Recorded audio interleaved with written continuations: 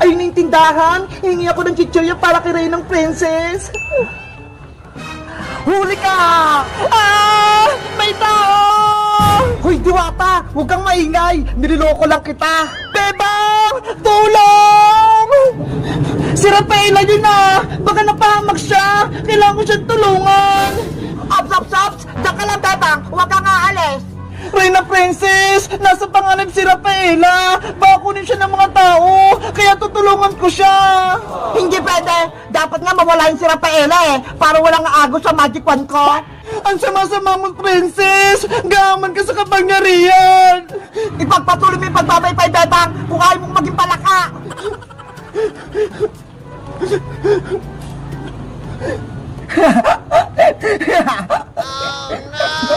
Wala kang awa, Princess! Kokak! Bebang! May tao gustong kumuha sa akin! Tulungan mo ako! Hindi kita kunin, oh! Mabait ako! Tsaka, kilala mo ba si Bebang? Bakit tinawag mo yung pangalan niya? Kaibigan ko si Bebang! Isa siyang tao! Ako din! Isa akong tao! Pwede mo akong maging kaibigan, Diwata! Tao po! Bebang! Tut. Hello, Iska! Ay, may tumatawag sa telepono. Sino kaya yan? Hello? Sino to? Iska! Si Bebang to! Itatanong ko lang sa'yo kung anong balita dyan sa kabila. Nakita mo naman si Kokowa? Kanina pa ako nagbabantay dito, Bebang, sa kabila yung gate. Pero hindi ko pa nakikita si Kokowa. Ganun ba? Sige, Iska, tumawag ka lang sa telepono ko kapag nakita mo na si nanay pati si Kokowa. Okay, copy, Bebang. Mabuti, gumagana tong ginawa nating telepono. Kaya nga kahit malayo tayo sa isa't isa, pwede tayong mag-usap. O siya, Bebang, ibababa ko na tong telepono para mabantayan ko yung bahay nyo. Okay, mag-ingat ka dyan, Iska. Bye-bye na. Bye-bye din sa'yo, Bebang. Ano na kaya nangyayari sa loob ng bahay nila, Bebang? Hindi pa lumalabas si Kukuha, pati si Aling Sitang. Si Princess naman yung tatawagan ko gamit ang ginawa naming telepono. Tut. Hello, Princess! Mateo, Iska, magpapasa-pasa tayo ng unang. Sige po, si Bebang gusto ko yan. Ako din, sasali. Ready na ba kayo? Handang-handa na. Palo na ng unan. Ready, get set, go!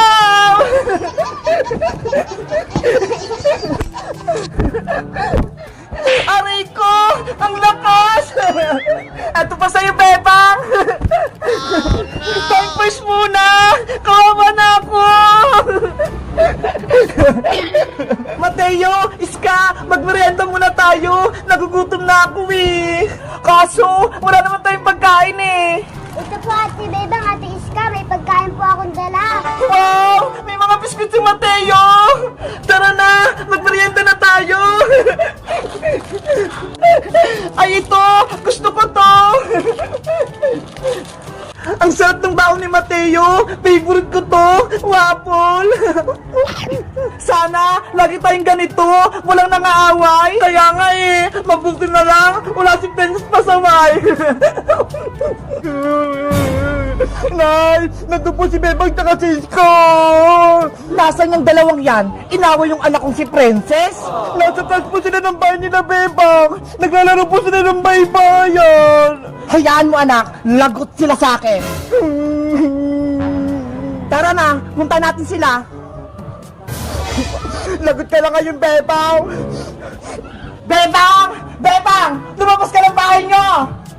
Naku, Bebang! Sa Aling Tiri tsaka si Princess, nasa labas sila ng gate! Ha? Bakit? Diba? Sabi ni Princess, magsusumbong siya, kaya sumugod si Aling Tiri. Ano ba yun si Princess? Sakit talaga sa ulo. Lagi na lang nanggugulo.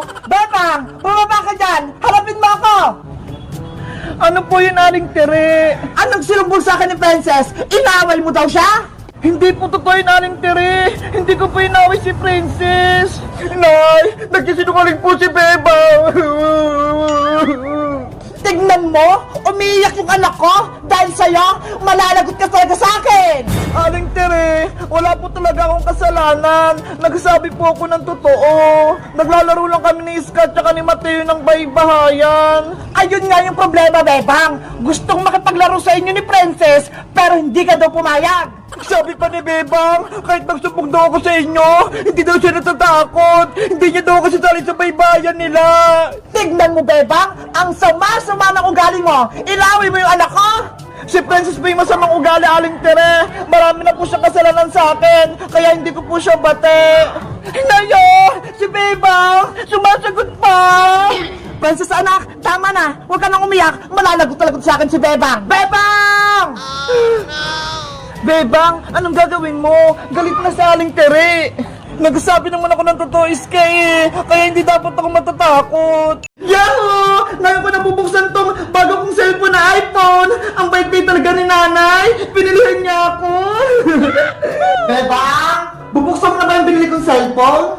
Apo, Nay! Para makita ko na po yung loob!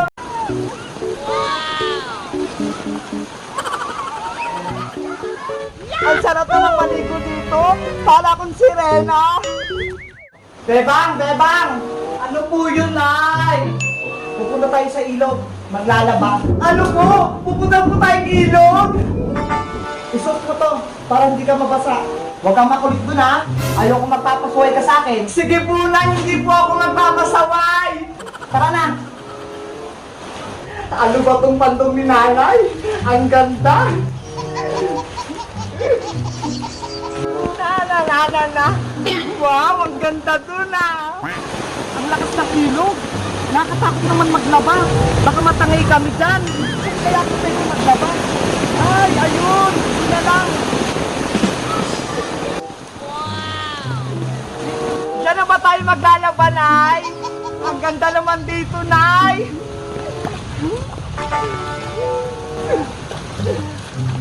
Ang sarap dito, Nay. Ang lamig ng tubig. Huwag ka makulit dyan, Beba. Huwag kang pasaway. Ang sarap namang maligo dito. Para akong sirena. Okay na to. Princess, sa tingin mo, okay na ba itong surpresa nating 10 kay Bebang? Okay na yan, Iska. Tignan mo ho, magugustuhan niya yan. Ang ganda, ang laki-laki pa. Kaya nga eh. Sige, tuwagin mo na si Bebang. Kuha lang ko ng merienda natin. Okay, mag-ayos-ayos lang ako dito. Nasaan na kaya si Bebang? Later. Princess, saan mo ba ako dadalhin? Bakit may takip tong mata ko? May surprise ako sa Bebang, kaya wag mong tagalin yung piring mo. Ano ba kasi yun? May pa-surprise ka pa. Hindi mo na lang sabihin. Kaya nga surprise eh, para magulat ka. Nako, baka kalukuhan niya na. Hindi ya, basta dahan-dahan ka lang maglakad para hindi ka matumba. Tara na. Ano ba yan? Tago-taguan, maliwanag ang buwan. Yung baybayin namin, nasira na, naguho na, wala na kaming baybayan. Yan yung nararapat sa inyo, Bebang. Matigas kasi yung ulo nyo. Ang sama-sama mo, Maria. Ubod ka lang sama. Ginugulo mo yung baybayan namin. Sinabi ko na kasing bawal maglaro dito eh. Pero hindi kayo nakinig sa akin. Kawawa naman si Poyo. Nahirapan siyang gumawa nito eh. Tapos sinira lang ni Maria. Huwag ka mag-alala, Nanay Bebang. Ipapayos ulit natin yan kay Tatay Boyong. Hindi na kayo pwede magpatay ng baybayan dito. Bakit bang sumasama mo, Maria? Wala naman kami ginawang masama sa'yo, ah. Anong wala? Nakalimutan mo na, Bebang? Diba? Pinakulong mo kami ni Mami Margaret, tapos pinahuli mo kami sa barangay Tanat. Kasalanan niyo naman yan, Maria, kasi pinalayas niyo si Bebang sa bahay nila, kaya hinuli kayo ng barangay Tanod. Hindi namin deserve makulong, kaya magigant kami sa inyo. Lalo ka na, Bebang. Hindi ako papayag na saktaming Nanay Bebang ko. Ako yung makatabat mo, Maria. Nanay-nanayan mo si Bebang, Princess. Ay mukha kang matanda eh. Para kang lola. Ikaw talaga, Maria. Naghanap pa ng away, no? Sige, lumapit ka, Princess. Papatulan din kita. Ay, aba, matapang ka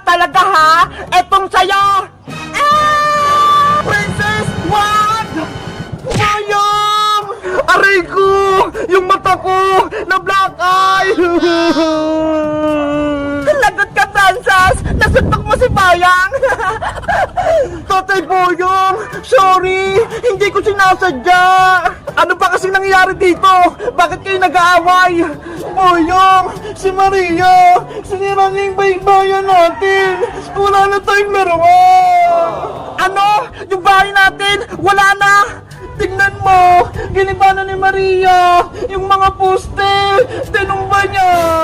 Pinaghirapan ko itong gawin eh! Tapos sinira lang! Tatay Boyong, pagalitan mo nga si Maria! Siya yung may kasalanan! Maria, bakit mo sinira to? Naglalaro lang kami ng bahay-bayan ha! Bakit ka lang gugulo? Eh kasi nga, bawal maglaro dito! Lupa to ni Mami Margaret! Kaya may karapatan ako magpalis sa inyo! Hindi tama yung ginagawa mo! Ibalik mo yung bahay-bayan namin! Ano? Ako na nga sumira? Tapos ako pa magkaayos? Tama! Ayusin mo yan! Kung hindi, malalagot ka sa amin! Hindi pwede ang gusto niya! Isusubo kayo kay Mami! Wala si Mami Margaret mo rito, Maria! Wala kang kakampi! Kaya lagot ka ngayon!